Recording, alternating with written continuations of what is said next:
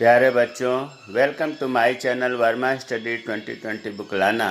मैं UP board के class 12th के छात्र छात्राओं के लिए इकोनॉमिक्स सब्जेक्ट को हिंदी माध्यम से मैं फुल कोर्स कराऊंगा।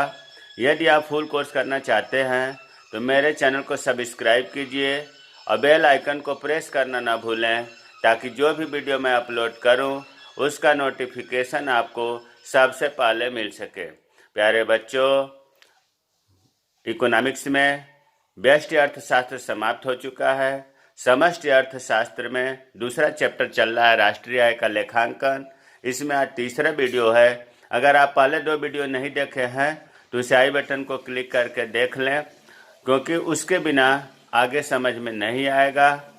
और आज हम लोग पढ़ेंगे कि जो राष्ट्रीय आय की संकल्पनाएं हैं, अवधारणाएं हैं, इनका हम परिभाषा, इनके सूत्र क्या है, इनकी विशेषता क्या है, हम लोग अध्ययन करेंगे। कल थोड़ा सा जो हमने बताया था उसको हमने बॉक्स में दे दिया है, रिमाइंड करा दिया क्योंकि उसकी ज़रूरत थी। देखिए, हमने बताया था कल कि 3 जगह चेंजिंग करते हैं, ग्रास नेट में, डोमेस्टिक नेशनल में, एमपीएफसी में। एमपीएफसी का मतलब market price, factor cost. Gross से नेट या नेट से ग्रास में जब हम चेंजिंग करते हैं तो क्या करते हैं? डिप्रिसिएशन, जिसकी हिंदी है ह्रास, घिसावट, प्रतिस्थापन व्यय घटाते या जोड़ते हैं। अब कब घटाते हैं, कब जोड़ते हैं, ध्यान दे दे, एक बार रिमाइंड कर रहा हूँ, कल बहुत बढ़िया से बताया था मैं। देखिए, ग्रास से अगर नेट प्राप्त करना है, ग्रास से नेट आएंगे, इसीलिए देखो तीर इधर बनाए हैं, तो ग्रास से डिप्रिसिएशन घटाएंगे। इसका मतलब यह हुआ कि ग्रास से डिप्रिसिएशन घटाते हैं तो नेट मिलता है। नेट को प्राप्त करने के लिए ग्रास से ह्रास को घटाएंगे। ठीक, इसका उल्टा, अगर नेट से ग्रास प्राप्त करना हो तो डिप्रिसिएशन जोड़ेंगे। भाई, नेट में डिप्रिसिएशन जोड़ देंगे तो ग्रास मिल जाएगा। दूसरा हमने बताया था कि डोमेस्टिक से नेशनल, नेशनल या डोमेस्टिक में निफा जोड़ते हैं या घटाते हैं। NFIA, निफा नहीं बल्कि NFIA कहा जाए तो ज़्यादा अच्छा है। एन से हो गया नेट, एफ से factor, income from abroad, Hindi होती है विदेशों से प्राप्त शुद्ध साधन आय। इसके बारे में बताया गया है कल, हम यहाँ ज़्यादा चर्चा नहीं करेंगे। अब देखो, डोमेस्टिक से अगर नेशनल पर जाना है तो डोमेस्टिक में विदेशों से प्राप्त शुद्ध साधन आय NFIA जोड़ देंगे तो नेशनल मिल जाएगा। दूसरे रूप में हम ये कहें कि घरेलू में अगर हम विदेशों से प्राप्त शुद्ध साधन आय जोड़ देंगे तो राष्ट्रीय मिल जाएगा। इधर से भी कह सकते हैं, राष्ट्रीय या नेशनल पाने के लिए डोमेस्टिक में NFIA जोड़ते हैं। अब इसका उल्टा देख लें, अगर डोमेस्टिक पाना है तो नेशनल से NFIA घटाएंगे। नेशनल से NFIA घटाएंगे तो डोमेस्टिक प्राप्त होगा, ये कल बताया गया। MPFC में बताया गया था कि MP से FC में या FC से MP में चेंज करने के लिए NIT का प्रयोग करते हैं। NIT का मतलब होता है से नेट इनडायरेक्ट टैक्स, शुद्ध अप्रत्यक्ष कर। NIT में इसका भी जब आगे बढ़ते हैं, NIT बराबर होता है अप्रत्यक्ष कर में से सब्सिडी घटाते हैं तो NIT मिलता है। अब कब NIT का घटाते हैं, कब जोड़ते हैं? देखिए, मार्केट प्राइस से जब हम फैक्टर कास्ट प्राप्त करते हैं तो मार्केट प्राइस से NIT शुद्ध अप्रत्यक्ष कर निकाल देते हैं तो फैक्टर कास्ट मिल जाता है। इधर से भी बोल सकते हैं कि फैक्टर कास्ट प्राप्त करने के लिए मार्केट प्राइस में से शुद्ध अप्रत्यक्ष कर घटाते हैं। इसका उल्टा, अगर हमें फैक्टर कास्ट से MP पर जाना है, मतलब मार्केट प्राइस अगर प्राप्त करना है तो फैक्टर कास्ट में NIT शुद्ध अप्रत्यक्ष कर जोड़ देते हैं। ये कल बताया गया था। अब आगे जो है, देखिए, हमें 4 चीज़ पढ़ना है: GDP, NDP, GNP, NNP। GDP भी 2 तरह का हो गया, GDP at market price, GDP at factor cost, NDP at market price और NDP at factor cost. GNP से GNP at market price, GNP at factor cost, NNP at market price, NNP at factor cost. मतलब GDP, NDP, GNP, NNP 4 से 8 बन गए। हमने इसलिए क्रम दे दिया 1 2 3 4 5 6 7 8। इन आठों की परिभाषा, आठों का सूत्र बढ़िया से समझना है, क्योंकि इन आठों में से किसी का भी परिभाषा पूछा जा सकता है, किसी दो का अंतर पूछा जा सकता है, किसी का सूत्र पूछा जा सकता है, किसी का भी विशेषता पूछा जा सकता है। तो इसमें जो है हम जीडीपी और एनडीपी आज के वीडियो में पढ़ेंगे, अगले वीडियो में जीएनपी और एनएनपी पढ़ेंगे, क्योंकि बहुत लंबा हो जाएगा। तो अब आते हैं जीडीपी एट मार्केट प्राइस। पहला हमने इसको उस पहले वीडियो में बताया था कैसे पढ़ा जाता है। हिंदी में होगा बाजार कीमत पर सकल घरेलू उत्पाद, अंग्रेजी में होगा grass domestic product eight market price, GDP-MP। प्यारे बच्चों देखो, एक चीज़ और बता दूं कि जीडीपी जैसे आपको बताया गया दो तरह का है, GDP-MP, GDP-FC, या एनडीपी दो तरह का है, जीएनपी दो तरह का है, एनएनपी दो तरह का है। आप इनकी परिभाषा याद कर रहे हैं जो 8 है। अगर मान लो कि जीडीपी की परिभाषा पूछ दिया जाए तो फिर क्या लिखेंगे? तो कोई बताता नहीं है, मैं बता दे रहा हूँ कि जीडीपी की परिभाषा पूछा जाएगा तो जीडीपी एट मार्केट प्राइस की ही परिभाषा लिखी जाएगी। उसी तरह से एनडीपी की परिभाषा अगर पूछा जाए तो एनडीपी एट मार्केट प्राइस की परिभाषा लिखी जाएगी। जीएनपी की परिभाषा पूछा जाए तो जीएनपी एट मार्केट प्राइस की लिखी जाएगी। एनएनपी पूछा जाएगा तो एनएनपी एट मार्केट प्राइस की लिखी जाएगी। तो अब आपको मार्केट प्राइस वाला क्लियर हो गया कि अगर मार्केट प्राइस नहीं भी रहेगा तब भी वही चीज़ हमें लिखना है। अब आते हैं जीडीपी एट मार्केट प्राइस। इसका मतलब कि जीडीपी की यही परिभाषा है और जीडीपी एट मार्केट प्राइस की भी यही है। सबसे महत्वपूर्ण मतलब सब जो 8 पढ़ने हैं आपको इसी से रिलेटेड है, इसलिए जीडीपी एट मार्केट प्राइस को बहुत अच्छे से समझना बच्चों, नहीं तो अगला जो है नहीं समझ में आएगा। अब देखिए, एक लेखा वर्ष में किसी देश की घरेलू सीमा में सभी उत्पादकों द्वारा जितनी भी अंतिम वस्तुओं और सेवाओं का उत्पादन होता है उनकी मौद्रिक मूल्य को बाजार कीमत पर सकल घरेलू उत्पाद कहते हैं। पहले तो हम भारत की घरेलू सीमा दिखा दें। चलिए, ज़्यादा ध्यान मत दीजिएगा क्योंकि जल्दी में बनाया जा रहा है। मान लिया कि ये भारत का नक्शा है और इसके हम घरेलू सीमा ये है। इससे पहले लेखा वर्ष है। यहाँ हम बता दूं, एक लेखा वर्ष अपने भारत में दो तरह का होता है। एक लेखा वर्ष होता है जिसे हम वित्तीय वर्ष कहते हैं। ये जो है 1 अप्रैल से शुरू होता है और 31 मार्च तक होता है। क्लियर हो गया? 1 अप्रैल से लेखा वर्ष या वित्तीय वर्ष शुरू होता है और 31 मार्च को समाप्त होता है। दूसरा कैलेंडर वर्ष होता है जो 1 जनवरी से शुरू होता है, 31 दिसंबर को समाप्त होता है। तो फाइनेंशियल ईयर 1 अप्रैल से शुरू होता है। कैलेंडर वर्ष का टाइम मत मानिएगा। ये क्लियर हो गया कि एक लेखा वर्ष क्या होता है। अब किसी देश की घरेलू सीमा, उसकी बॉर्डर होती है। जैसे मान लो हमने भारत मान लिया तो इसकी जो राजनीतिक लाइन है, बॉर्डर है, बॉर्डर का कितना महत्व है। जैसे मान लो कि इधर पाकिस्तान है, इधर भारत है। अगर आप भारत से उधर जाओ पाकिस्तान में रेड क्लिफ लाइन पार करिए तो पता चल जाएगा कि मतलब बॉर्डर का कितना महत्व है। तो खैर हम ये बताना चाह रहे हैं कि जो राजनीतिक सीमा है घरेलू सीमा कहलाती है।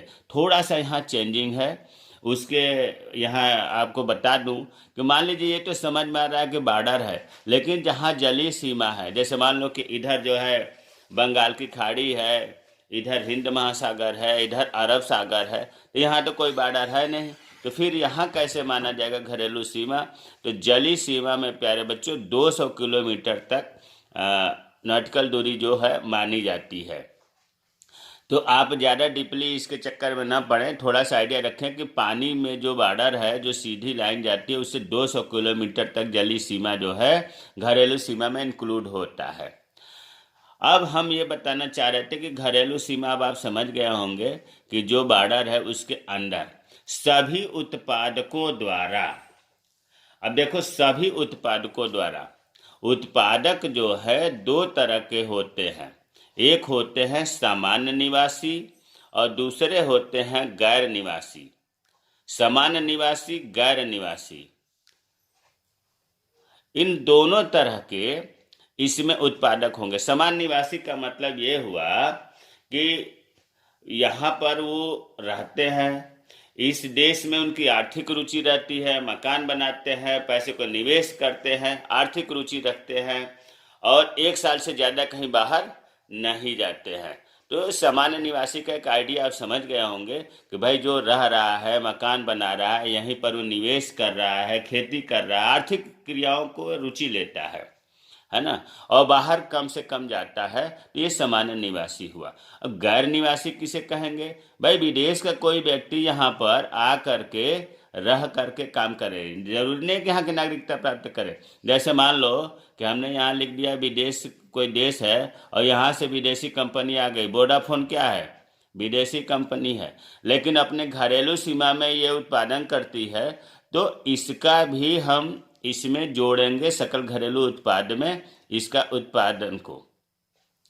तो अब समझ गए होंगे गैर निवासी मतलब कि विदेश के व्यक्ति भी अगर घरेलू सीमा में कार्य कर रहे हैं तो उनके भी उत्पादक का जोड़ा जाता है। तो सभी उत्पादक दो तरह के हो गए, सामान्य निवासी और गैर निवासी, द्वारा जितनी भी अंतिम वस्तुओं और सेवाओं का उत्पादन होता है। देखिए अंतिम वस्तु, एक एक चीज जो है, एक एक टर्म अपने आप में बहुत बड़ा, एक लेखा वर्ष को अभी बता दिया, घरेलू सीमा बता दिया, सभी उत्पादकों को बता दिया। अब हम अंतिम वस्तुओं की बात कर रहे हैं। देखिए वस्तुएं दो तरह की होती हैं, अंतिम वस्तुएं और मध्यवर्ती वस्तुएं। पूछा भी जाता है 1 नंबर में। मैं आगे जो है अंतिम वस्तुएं और मध्यवर्ती वस्तुओं में अंतर लिखा हूं और बताया भी हूं, उसे आपको दिखा दूं। देखिए मध्यवर्ती वस्तुएं और अंतिम वस्तुओं में अंतर। मध्यवर्ती वस्तुएं जो होती हैं ये उत्पादकों द्वारा मांग की जाती है।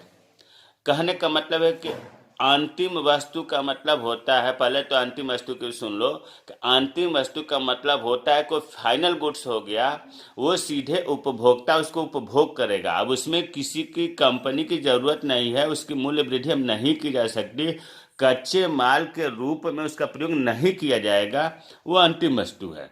और मध्यवर्ती वस्तु क्या है?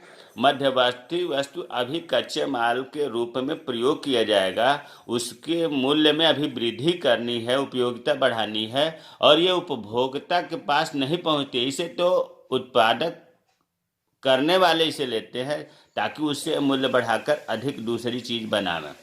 तो पहला है मध्यवर्ती वस्तुओं की मांग उत्पादकों द्वारा की जाती है, जबकि अंतिम वस्तुओं की मांग उपभोक्ताओं द्वारा की जाती है। प्यारे बच्चों, हमें उम्मीद है कि अंतिम वस्तु मध्यवर्ती वस्तु में क्लियर समझ में आ रहा होगा। अंतिम वस्तु का मतलब कि अब वो अंतिम स्टेज में है, अब उससे उसके मूल्य में वृद्धि नहीं की जा सकती, गुणवत्ता नहीं बढ़ाई जा सकती। दूसरा है मध्यवर्ती वस्तुएं राष्ट्रीय आय में शामिल नहीं होती, जबकि अंतिम वस्तुओं को राष्ट्रीय आय में शामिल किया जाता है। बहुत महत्वपूर्ण पॉइंट है, राष्ट्रीय आय में अंतिम वस्तुओं को ही शामिल किया जाता है। मध्यवर्ती वस्तुओं को इसलिए नहीं शामिल किया जाता है कि जब अंतिम वस्तु का दाम जोड़ रहे हैं तो ऑलरेडी उसमें मध्यवर्ती वस्तु का दाम जुड़ा हुआ है। तीसरा है मध्यवर्ती वस्तुओं की पुनः बिक्री की जाती है। भाई अभी तो उसकी गुणवत्ता बढ़ानी है ना, तो पुनः बिक्री की जाएगी जिससे इनकी उपयोगिता बढ़ जाती है, जबकि अंतिम वस्तुओं का उपभोग किया जाता है, उपभोग क्रिया के दौरान इनकी उपयोगिता कम हो जाती है। एक उदाहरण समझो, जैसे मान लो कि गेहूं है और गेहूं से हमने आटा खरीदा और उसका उपभोग कर लिया। हमने जो है गेहूं खरीद करके आटा बनाया और आटा को हमने उपभोग कर लिया, उपभोक्ता के द्वारा उपभोग कर दिया गया, तो ये अंतिम वस्तु हो गया। लेकिन कोई कंपनी वाला जो है इस आटा को खरीद करके अभी वो ब्रेड बनावे या कुछ अन्य चीज बनावे, तो वह जो है मध्यवर्ती वस्तु हुआ, क्योंकि कंपनी के लिए आटा अभी वो मध्यवर्ती वस्तु है, इसमें वो अधिक मूल्य वृद्धि करेगा, इसकी गुणवत्ता को बढ़ाएगा। तो कंपनी के लिए वही आटा मध्यवर्ती वस्तु हो गया। और उपभोक्ता के दृष्टि से देखें तो आटा जो है अंतिम वस्तु हो गया। तो एक ही वस्तु अंतिम वस्तु भी हो सकती है और मध्यवर्ती वस्तु भी हो सकती है। तो अब आपने अंतिम वस्तु समझ गए होंगे। और सेवाओं का देखिए, वस्तुओं और सेवाओं का, वस्तु और सेवाओं का बहुत पहले ही बताया था कि वस्तुओं का उत्पादन कंपनियों में होता है, फर्मों में होता है। सेवाओं का उत्पादन कंपनियों में नहीं होता। सेवाओं में अध्यापक का कार्य, डॉक्टर का काम, वकील का कार्य, जज का कार्य सेवाओं में आता है। वस्तुओं को हम स्टॉक कर सकते हैं, वजन होता है, छू सकते हैं, देख सकते हैं। सेवाओं को हम न स्टॉक कर सकते हैं, न छू सकते हैं, न देख सकते हैं। वस्तुओं को जो है उपभोक्ता तक पहुंचने में कुछ टाइम लग सकता है। सेवाओं को उपभोक्ता तक, मतलब सेवा जिसको दिया जा रहा है उसमें टाइम नहीं लगता। अगर अध्यापक पढ़ा रहा है तो तुरंत उसका उत्पादन जो लाभ लेने वाले को मिल रहा है। तो उस वस्तुओं और सेवाओं में भी समझ में आ गया होगा। उनकी मौद्रिक मूल्य, भाई पूरे देश में जो अंतिम वस्तु और सेवाओं का उत्पादन हो रहा है उसका मौद्रिक मूल्य, बाजार में उसका मूल्य के बाजार मूल्य भी कहते हैं। बाजार में अगर उसे बेचा जाए तो कितना मूल्य मिलेगा उसे हम कहते हैं बाजार कीमत पर सकल घरेलू उत्पाद, जीडीपी एट मार्केट प्राइस। केवल जीडीपी की अगर परिभाषा पूछा जाए तब भी यही परिभाषा होगी। तो अब जो है ये घरेलू सीमा आपने देख लिया और एक लेखा वर्ष, एक वित्तीय वर्ष भी देख लिया। इसमें जो है अंतिम वस्तुओं और सेवाओं का उत्पादन, यहाँ नीचे लिख दे रहे हैं, सेवाओं के उत्पादन का बाजार मूल्य या मौद्रिक मूल्य क्या कहलाता है? जीडीपी कहलाता है। मौद्रिक मूल्य जीडीपी कहलाता है। इसे तो आप रट लें, समझ लें, हमें तो नहीं लगता कि रटने की जरूरत है। भाई शब्द आगे पीछे हो सकते हैं। एक लेखा वर्ष में सभी उत्पादकों द्वारा, सभी उत्पादकों के जगह पर आप ये भी कह सकते हैं कि एक लेखा वर्ष में सामान्य निवासी और गैर निवासियों द्वारा, ध्यान दो, कहीं अगर सामान्य निवासी मिल जाए तो कंफ्यूजन मत होने लगा। तो एक लेखा वर्ष में सभी उत्पादकों द्वारा या सामान्य निवासी या गैर निवासियों द्वारा अंतिम वस्तुओं और सेवाओं का उत्पादन का मौद्रिक मूल्य बाजार कीमत पर सकल घरेलू उत्पाद कहलाता है। ठीक है। स्टार्ट में अगर कहना है तो देखो, एक वर्ष में देश की सीमा में कुल उत्पादित अंतिम वस्तुओं और सेवाओं का मूल्य, बाजार मूल्य, जीडीपी एट एमपी कहलाता है। अब इसकी विशेषता कभी कभी पूछ देता है। अरे पूरी विशेषता तो इसी में छिपा हुआ है, इसके डेफिनेशन में ही। फिर भी हमने बता दिया कि इसकी विशेषता यह है कि यह केवल देश की घरेलू सीमा में उत्पादित वस्तुओं और सेवाओं को सम्मिलित किया जाता है, बॉर्डर के अंदर, विदेश में नहीं। दूसरा है, इसमें मूल्य ह्रास भी शामिल होता है। कहीं इस परिभाषा में मूल्य ह्रास, डिप्रिसिएशन, घटाने की चर्चा नहीं है। इसका मतलब कि इसमें सम्मिलित है। इसमें केवल अंतिम वस्तुओं और सेवाओं के मूल्य की गणना की जाती है, मध्यवर्ती वस्तुओं की मूल्य की गणना नहीं की जाती है। समय अवधि आपको बताई दिया गया, एक लेखा वर्ष है। और इसमें जो वस्तुओं के उत्पादित वस्तु हैं या सेवा है, इनके बाजार मूल्य को सम्मिलित किया जाता है, भौतिक उत्पादन को नहीं, बाजार मूल्य को। मध्यवर्ती वस्तु और अंतिम वस्तु में अंतर बताई दिया। अब वो अभी आपने पढ़ा कि बाजार लागत पर सकल घरेलू उत्पाद। अब दूसरा है साधन लागत पर सकल घरेलू उत्पाद। अंग्रेजी में बोलते हैं gross domestic product at factor cost, GDPFC. अगर आप नियम को पढ़ रहे होंगे तो देखो, जीडीपीएमपी अभी बताया गया है और जीडीपीएफसी बताना है। तो आपको सूत्र में बताया गया है पहले कि एमपी से जब हम एफसी पर आते हैं तो इसमें जो है हम एनआईटी एमपी में घटाते हैं, यही बताया गया है। अब ट्रिक कोई नहीं याद करेंगे तो इसका तो इलाज कुछ है नहीं। जीडीपी का सूत्र देखो, जीडीपीएफसी, अब इसकी परिभाषा बतानी है तो जीडीपीएफसी बराबर, भाई जीडीपीएमपी जो है मार्केट प्राइस है, मार्केट प्राइस में से हम जब शुद्ध अप्रत्यक्ष कर, नेट इनडायरेक्ट टैक्स घटा देते हैं तो ऑलरेडी एफसी या एमपीएफसी में बदल जाता है। ये चीज़ क्लियर हो गया। एनआईटी में बताया गया है शुद्ध अप्रत्यक्ष कर बराबर बताया गया है कि अप्रत्यक्ष कर में से सब्सिडी घटाते हैं तो शुद्ध अप्रत्यक्ष कर अर्थात एनआईटी मिल जाता है। तो ये आप तो दिमाग में बैठ ही जाना चाहिए कि केवल अगर एफसी से हम एमपी को बदलना है तो एमपी में से एनआईटी घटा देंगे तो ऑलरेडी एफसी मिल जाएगा। अब इसी की परिभाषा हो जाएगी। देखो इसी को रटना नहीं है, अब इसको पहले पढ़ेंगे कि साधन लागत पर जीडीपी, वही चीज़ लिखा है साधन लागत पर जीडीपी, या हिंदी में लिख लो पूरा हिंदी में साधन लागत पर सकल घरेलू उत्पाद। अब फिर बाजार कीमत पर जीडीपी में से शुद्ध अप्रत्यक्ष कर घटाने पर प्राप्त होती है। परिभाषा तो इसी से बन गया कि बाजार कीमत पर जीडीपी में से शुद्ध अप्रत्यक्ष घटाने पर जीडीपी एफसी प्राप्त होती है। अच्छा, और इसकी एक परिभाषा हो सकती है जीडीपी एफसी बराबर एनडीपी एफसी। देखो डीपी डीपी एफसी एफसी, जी से एन ग्रास से नेट में बदलने के लिए आपको बताया गया है कि अब हमें इसको प्राप्त करना है ना, तो एन से जी प्राप्त करने के लिए, नेट से ग्रास प्राप्त करने के लिए डिप्रिसिएशन जोड़ते हैं। अगर हमें ग्रास से नेट प्राप्त करना होता तो घटाते, लेकिन हमें तो ये चीज़ निकालना है ना, तो एन दिया है तो एन से जी, नेट से ग्रास प्राप्त करने के लिए डिप्रिसिएशन जोड़ते हैं। तो इससे भी परिभाषा निकल सकता है कि साधन लागत पर जीडीपी, साधन लागत पर एनडीपी में डिप्रिसिएशन मूल्यह्रास जोड़ते हैं तो ये मिलता है। तो आप ऊपर वाली परिभाषा या दूसरी वाली परिभाषा कोई एक तैयार कर लें, दोनों तैयार करें तो बहुत अच्छा है। तो कुल मिलाकर के एक परिभाषा मतलब एक कि दो दो तीन तीन सूत्र हो सकते हैं। इसका मतलब कि एक से दो दो तीन तीन परिभाषा भी हो सकती है। अब आपने पढ़ लिया कि जीडीपी एट मार्केट प्राइस क्या है, जीडीपी एट फैक्टर कास्ट क्या है। Factor cost, GDP at factor cost में कुछ नहीं ध्यान दिमाग लगाना है, बस शुद्ध अप्रत्यक्ष कर घटा दें।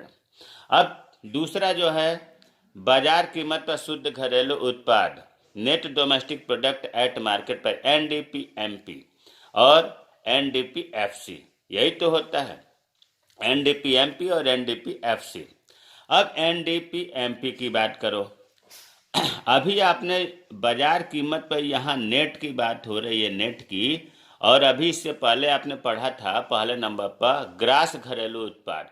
ग्रास से शुद्ध प्राप्त करने के लिए आपको पता है कि मूल्यह्रास घटाते हैं। तो अब इसकी परिभाषा बहुत आसान है। अगर आपको सकल घरेलू उत्पाद की परिभाषा याद है बाजार कीमत पर, वही चीज़ सेम 100% इसमें है, बस केवल ये अंतर है कि इसमें से शुद्ध है तो मूल्यह्रास घटाएंगे। देखो हम पहले जीडीपी की परिभाषा पढ़ रहे हैं मार्केट प्राइस वाला। एक लेखा वर्ष में किसी देश की घरेलू सीमा में सभी उत्पादकों द्वारा, सभी उत्पादक में सामान्य निवासी और गैर निवासी द्वारा जितनी भी अंतिम वस्तुओं और सेवाओं का उत्पादन होता है उनके मौद्रिक मूल्य, अब यहाँ से अंतर हो रहा है। उनके मौद्रिक मूल्य को तो सकल कहते थे, और उनके मौद्रिक मूल्य से अगर मूल्यह्रास डिप्रिसिएशन घटा दिए तो एनडीपी एमपी आ गया। हमेशा याद आपको करना ही पड़ेगा कि ग्रास से शुद्ध प्राप्त करने के लिए, ग्रास से नेट प्राप्त करने के लिए मूल्यह्रास घटाते हैं। तो वही चीज़ हो गया एनडीपी एमपी बराबर GDP at MP, GDP at MP. अब देखो ग्रास से, ये ग्रास में हम मूल्यह्रास निकाल देंगे तो आपको बताया गया कि ग्रास से डिप्रिसिएशन निकालते हैं तो एन मिल जाता है। तो ये चीज़ हो गया। तो अगर आपको बाजार कीमत पर सकल घरेलू उत्पाद की परिभाषा याद है तो उसमें केवल इसमें मूल्यह्रास घटा देते हैं, ये वाक्य जोड़ना है, बाकी जो का त्यों होगा। अब साधन लागत पर शुद्ध घरेलू उत्पाद, net domestic product at factor cost, NDP FC. अब इसका सूत्र क्या है, देखो एनडीपी एफसी ज्ञात करना है, ठीक है।